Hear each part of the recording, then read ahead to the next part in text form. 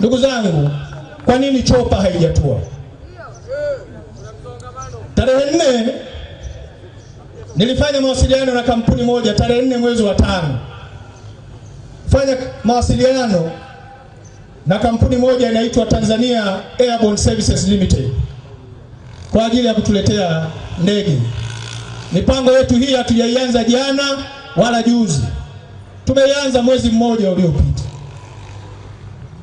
Kampuni ile tukiwa katikati ya mazungumzo, baada ya siku 2 au 3 likatoka tangazo la mamlaka ya anga Tanzania kuzuia shughuli zote za helikopta, kuzuia urukaji wa helikopta zenye usajili wa Tanzania,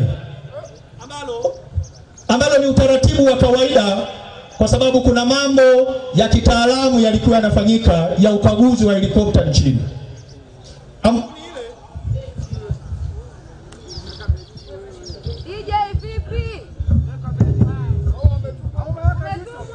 We Mpemba anatumiwa nani hapa?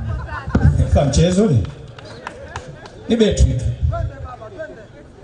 Kampuni hile, na bahati nzuri sio kampuni ya ubabaishaji, ni kampuni ya wazungu, na ndio kampuni ambayo ndege yake mara ya mwisho tulitua nayo hapa wakati tukiwa chama kile. Siku 2 baadaye wakaniambia kuna zuio la ndege za helikopta zenye usajili wa Tanzania zisimamishe huduma. Tumeanza mazungumzo na nyie, lakini sasa hatutoweza kuendelea na mazungumzo haya kwa sababu hatujui ni lini serikali au mamlaka ya anga yatamaliza zoezi linalofanya kwa helikopta zenye usajili wa Tanzania. Wakatushauri tuchukue helikopta kutoka nje ya nchi, wakatutafutia helikopta kutoka Afrika ya Kusini iliyokuwa imekodiwa nchini Uganda. Wakasema wakimaliza Uganda wako tayari kuja kuwapa huduma, kwa sababu helikopta zenye usajili wa nje hazikuwa zimezuiliwa, ni helikopta zenye usajili wa ndani ya nchi tu. Tukakubaliana tarehe 16 ya mwezi wa 5 tukapata helikopta kutoka nchini Afrika Kusini na kukamilisha tarehe 14 na kukamilisha mazungumzo. Tarehe 16 rubani yule wa Uganda, operation yetu ilikuwa tuanze tarehe 28 Mwafrika ya Kusini. Akasema kazi nilio nayo itaongezeka siku moja mbele, hivyo na mimi nitaomba siku moja ya kujiandaa kuja Tanzania. Kwa hiyo ninawaomba mpeleke tarehe 28. Operation yetu hii ilikuwa tumeipanga tarehe 24 ianze ya mwezi wa 5. Akatuomba tupeleke tarehe 28. Hapo katikati tukamkubalia. Tena sisi tukafanya mashauriano, tukasema badala tarehe 28 tuende tarehe 30. Ndio maana tarehe 21 kwenye tukio la kupokea wanachama wapya wa Chauma kama katibu mkuu nilitangaza operation itaanza tarehe 30 ya mwezi wa 5. Kufikia tarehe 25 tunamtafuta yule bwana tumpati hewani. Rubani mwenzake mzungu anamtafuta hampati hewani. Mimi ninamtafuta simpati hewani. Tuma email hajibu, tuma WhatsApp message hajibu, hapatikani kabisa hewani. Tukasubiri kwa siku 3. Baada ya kumkosa yule rubani mzungu ambaye ndiye aliyekuwa anasimamia zoezi hilo la kutuunganisha na wale jamaa wa Afrika Kusini, akasema kwa kuwa zimebaki siku 4, hiyo ilikuwa ni siku ya Jumatano wiki iliyopita, kwa kweli naomba tutafute ndege nyingine, kwa sababu huyu mwenzangu sijui amefikwa na jambo gani. Unajua wakati mwingine hizi ndege wanakabidhiwa marubani kama ilivyo daladala. Rubani anaachiwa, ana kampuni yake ndogo, anaiendesha, anarudisha faida kwa mmiliki wa hiyo ndege. Jumatano tukalazimika kuanza kutafuta ndege nyingine. Siku ya Jumatano tukatafuta ndege nchini Kenya, tukapata ndege. Siku ya Alhamis ndani ya saa kwa sababu tulifungua network zetu zote za kupata ndege. Na mimi niwaambie tu, kule nilikotoka nimeshughulika miaka mingi sana na hii shughuli ya helikopta hii, kuzitafuta, kukodi, kuandaa program hizi nimefanya. Kwa hiyo hiki kichwa kimetulia kabisa kwenye haya mambo.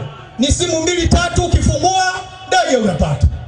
Tukapata ndege siku ya Alhamis majira ya mchana, tukaanza mazungumzo, tukayakamilisha siku ya Ijumaa majira ya mchana.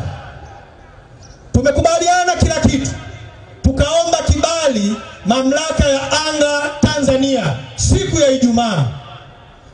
Kibali kile kikaandikwa siku ya Ijumaa. Siku ya Jumamosi ndege ilikuwa ije Mwanza Jumapili, kwa sababu ndege lazima tuiandae na tukae na rubani, tuwe na vikao nao, tunafanya mashauriano. Kibali kile siku ya Jumamosi kikashindwa kukamilika, kwa sababu mchakato wa kuomba kibali ni mchakato sio manyo, ni mchakato unaohusisha mifumo ya kikompyuta. Jumapili hakuna kazi.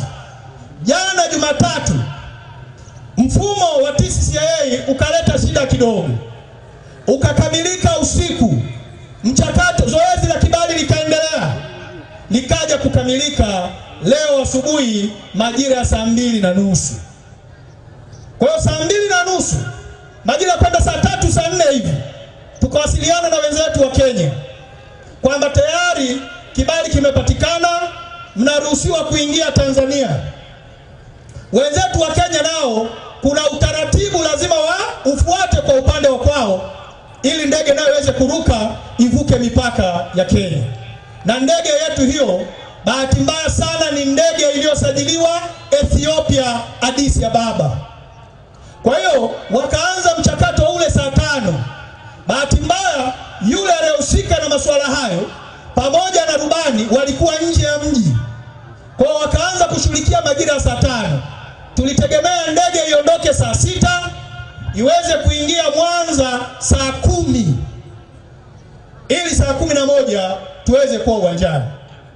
Walipofika majira ya saa 9 wanataka kuondoka majira ya saa 10, wakaanza safari.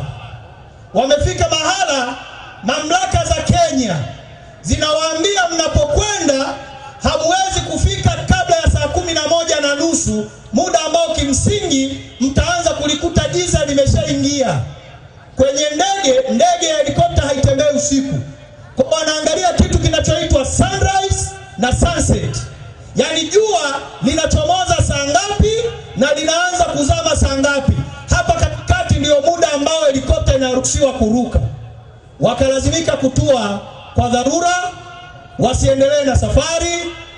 Kwa hiyo ndege itaingia Mwanza wakati wowote kuanzia saa 1:30 kesho asubuhi, kwa sababu ipo karibu na mpaka wa Tanzania.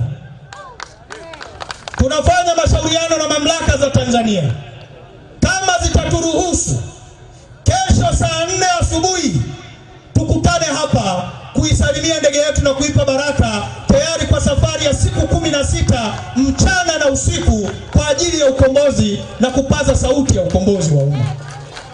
Kwa hiyo hakuna mashaka yoyote. Nimeona huko mitandaoni wanasema kiko wapi? Wamewadanganya watu wa Mwanza wanakwenda na ndege. Tunawaambia uongo uliotangulia hauzuii ukweli kudhihiri. Majira ya saa 2 asubuhi kesho uwanja wa ndege wa Mwanza kitakuwa kimetua chombo cha Chauma cha Mzee Rungwe tayari kupasua anga la Tanzania. Kesho tutaanzia Serengeti. Tuna mikutano miwili, kata ya Kamgesi na Mugumu mjini. Tukitoka hapo tunakwenda kumaliza Musoma mjini. Kesho kutwa tunapaa Rorya, tunapaa Meatu, tunapaa Itilima, tunapaa Bariadi, tunamaliza Shinyanga mjini. Kwa sababu marubani wamechelewa, ipo ratiba ambayo tumeisambaza kwa viongozi wetu maeneo mbalimbali. Itoshe ihudumu kwa siku 2 kesho na kesho kutwa, ili baada ya hapo tujipange upya na marubani kwa sababu wameshindwa kufika Jumapili, wameshindwa kufika jana, na hatuwezi kuendelea na safari ndefu kabla ya marubani hatujakaa na kuhakikisha tumeweka ratiba ili ikiwemo na maeneo gani mafuta yatajazwa, mafuta yapelekwe. Kwa ndugu zangu, waliosema tumedanganya wana masaa machache uongo wao kudhihiri. Tumeelewana ndugu zangu? Baada ya kuyasema hayo, kwa kweli yale niliyokuwa nimekusudia kimsingi kuyazungumza leo kwenye uzinduzi wa operation yetu hii nitayazungumza kesho kwenye mkutano wa Musoma, viwanja vya shule ya msingi Mkendo, shule ya msingi Mkendo. Nitatoa hotuba ya kiutendaji nikiwa katibu mkuu wa chama hiki, lakini nataka niwahakikishie Watanzania hakuna kurudi nyuma. Aluta hapa. Mzee wangu vipi hapa Bagalashe? Aluta. Salamu yetu mnaijua tukisema